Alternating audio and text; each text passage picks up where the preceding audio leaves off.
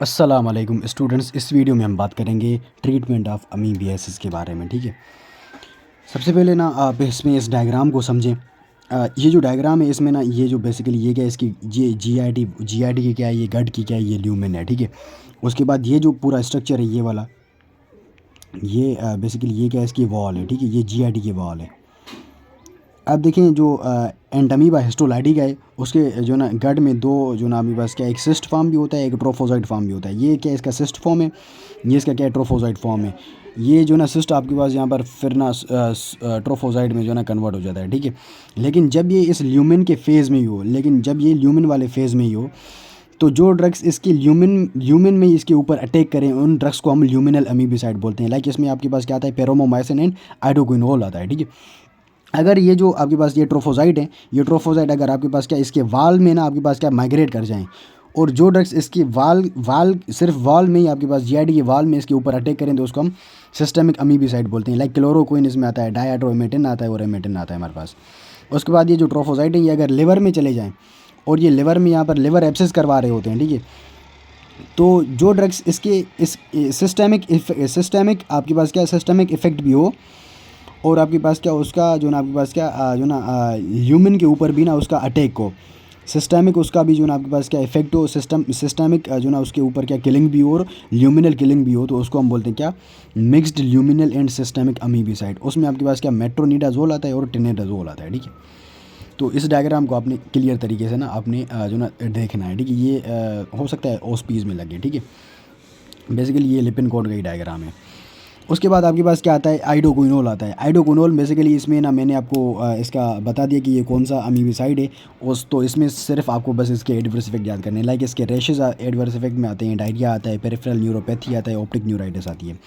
उसके बाद पेरोमोमाइसिन भी ल्यूमिनल अमीबिसाइड है। ये basically this is the aminoglycoside antibiotic, ये एंटीबायोटिक अमाइनोग्लाइकोसाइड में आती है। It is also used in cryptosporidiosis and it is also used in the giardiasis. ये इन दोनों कंडीशन में भी इसको यूज़ कर सकते हैं आप। एंड इसके जो एडवर्स इफेक्ट मिलेंगे आपको, लाइक जीआई डिस्ट्रेस मिलेगा एंड डायरिया मिलेगा। देन उसके बाद हमारे पास आता है क्या, क्लोरोक्विन। अब जब भी आपने क्लोरोक्विन यूज़ करनी है, so you have to add the metro with the chloroquine, metronidazole आपने ऐड करनी है। इफ़ यू आर जो ना आपके पास क्या using the chloroquine for the treatment of the amoebic liver एप्सिस। अगर आपने अमीबिक लिवर एप्सिस के कॉज के लिए क्लोरोक्विन दी है, तो आपने वहाँ पर मेट्रोनिडाजोल को आपने जो ना उसके साथ देना ही देना है। And chloroquine it is also used in the malaria. ये मलेरिया वाले एंटी मलेरियल ड्रग्स में मैंने आपको जो ना अच्छे तरीके से इसका मैकेनिज्म ऑफ एक्शन बिल्कुल जो ना क्लियर बताया था। ठीक है, यहाँ पर इसको डिस्कस करने की कोई भी नीड नहीं है। उसके बाद हमारे पास आता है क्या, डाईहाइड्रोएमेटिन। अब जो डाईहाइड्रोएमेटिन है, इसका mechanism of action is super important because it inhibits the chain elongation in the translation. Basically जो ट्रांसलेशन होती है इन द प्रोटीन सिंथेसिस में ट्रांसलेशन में एक फेज़ आता है चेन इलोंगेशन को ये जो ना इनहिबिट करती है, और this inhibits the protein synthesis in the जो ना एंटमीबा हिस्टोलाइटिका। तो वो फिर सर्वाइव नहीं कर पाएगा, और ये आप आईएम रूट के थ्रू देते हैं। इसके जो एडवर्स इफेक्ट आपको मिलेंगे, लाइक पेन एट जो ना इंजेक्शन साइट जो ना जाहिर सी बातें मिलेगी, एंड कार्डियोटॉक्सिसिटी मिलेगी, एंड न्यूरोमस्कुलर वीकनेस मिलेगी। ठीक है, तो ये आपके पास क्या था, डीहाइड्रोएमेटिन था। उसके बाद आपके पास ड्रग आता है क्या, metronidazole basically it is a small drug and it is a synthetic drug and it is a pro drug. अगर ये प्रो ड्रग है तो इसको आपने एक्टिवेट करना है। अब इसको एक्टिवेट कौन करता है, इट इज़ एक्टिवेटेड बाय एनएरोब्स। अब वो एनएरोब बैक्टीरिया भी हो सकते हैं और प्रोटोजुआ भी हो सकते हैं। लाइक बैक्टीरिया में आपके पास क्या, बैक्टीरिया ओब्लिगेट एनएरोब्स आते हैं। लाइक ओब्लिगेट एनएरोब में आपके पास क्या, फ्यूजियो बैक्टीरियम आता है, fusobacterium FB, this is not Facebook. ठीक है, इसको हम फ्यूजियो बैक्टीरियम बोलते हैं। ये यहाँ पर मैं फुल फॉर्म लिख दूँ, फ्यूजियो बैक्टीरियम।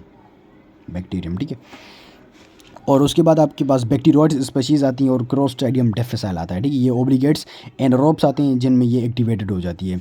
उसके बाद फैकल्टेटिव एनारोब्स आते हैं, लाइक H. पायलोरी आता है, एंड गार्डिनालिस वेजिनालिस आता है, उसमें भी ये एक्टिवेट हो जाता है। और प्रोटोजोआ को आप गेट से याद कर सकते हैं, GET।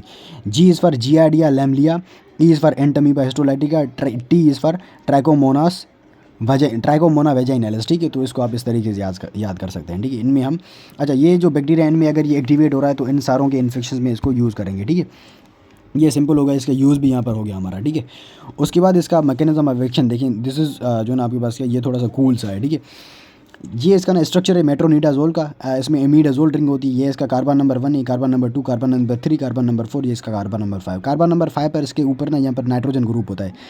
This nitrogen group act as a electron acceptor. जब इसके ऊपर इलेक्ट्रॉन यहाँ पर लोड हो जाएगा ना तो ये फिर एक्टिवेट हो जाएगा। अब ये जो इसका फॉर्म है दिस इज़ इनएक्टिव फॉर्म। जब इसके ऊपर यहाँ पर इलेक्ट्रॉन लग जाएगा ये फिर एक्टिवेट हो जाएगा, ठीक है। अब ये जो मेट्रो है, मेट्रो इसकी पूरी रिंग को शो करा है। और ये जो ऊपर वाला ये गन की तरह जो बना हुआ है, गन है तो नहीं लेकिन गन की तरह बना हुआ है, ये इसको आप जो ना नाइट्रो ग्रुप भी बोल। ये इसका क्या है, नाइट्रो ग्रुप है, ठीक है। ये मेट्रो, ये पूरी इसको किसको शो करिए, मेट्रो को शो करिए। ये मेट्रो ट्रेन है, ठीक है। अब इसको आपने ये जो ना काम कैसे करती है, ये कोई भी सेल है, लेट सपोज ये कोई भी एनारोबिक बैक्टीरिया का सेल, और यहाँ पर एनारोबिक जो ना आपके पास क्या जो ना रेस्पिरेशन हो रही है, ठीक है। अब अगर यहाँ पर एनारोबिक रेस्पिरेशन हो रही है और ये फिर आपके पास क्या अंदर आ गई, सेल के अंदर आ गई, मेट्रोनिडाजोल पूरी आ गई। अब इसको एक्टिवेट होना है तो इसके नाइट्रोजन ग्रुप के ऊपर क्या करना है, आपने इलेक्ट्रॉन को लोड करना है। अब वो इलेक्ट्रॉन लोड कैसे होता है, इस रिएक्शन के थ्रू होता है।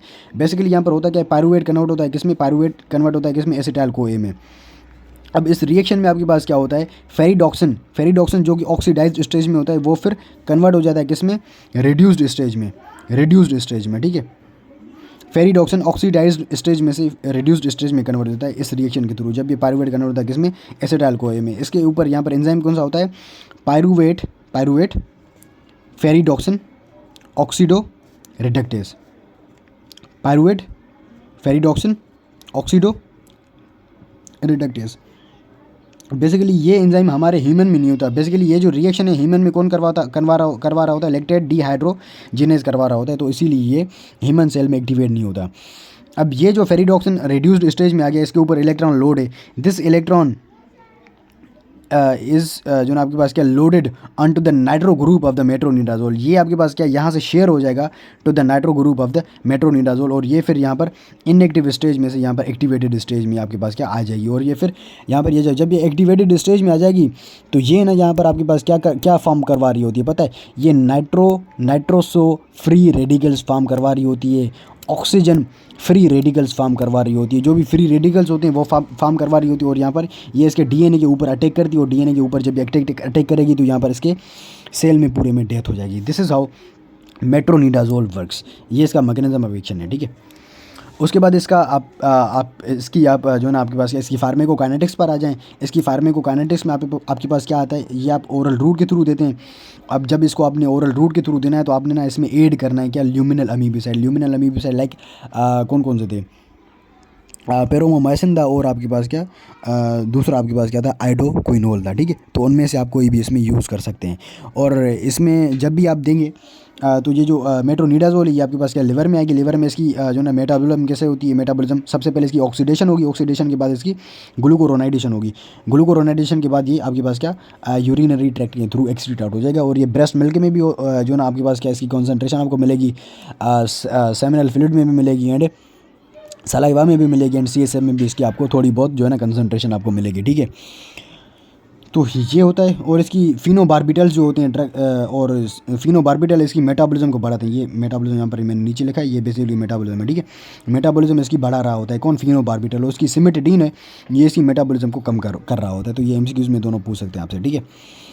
और इसके एडवर्स इफेक्ट में आपको क्या मिलेगा, नोजिया मिलेगी, वॉमिटिंग मिलेगा, एपिगैस्ट्रिक पेन मिलेगा, अब्डोमिनल क्रैम्प्स मिलेगी, metallic taste, this is important, metallic taste आपको मिलती है, तो ये आपने याद करनी है।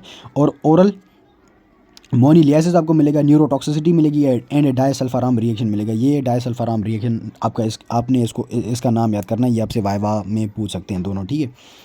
तो ये इंपॉर्टेंट है।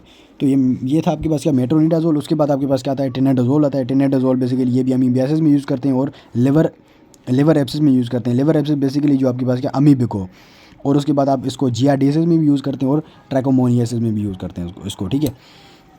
तो इसके बाकी जो इसका मैकेनिज्म ऑफ एक्शन है वो भी सेम है, और इसके एडवर्स इफेक्ट भी बहुत सारे सेम है, और थोड़े बहुत कम होते हैं इसके as compare to the metronidazole, ठीक है। So this is all about the आपके पास क्या treatment of the amoebiasis. I hope कि पूरा टॉपिक आपको क्लियर हो गया होगा।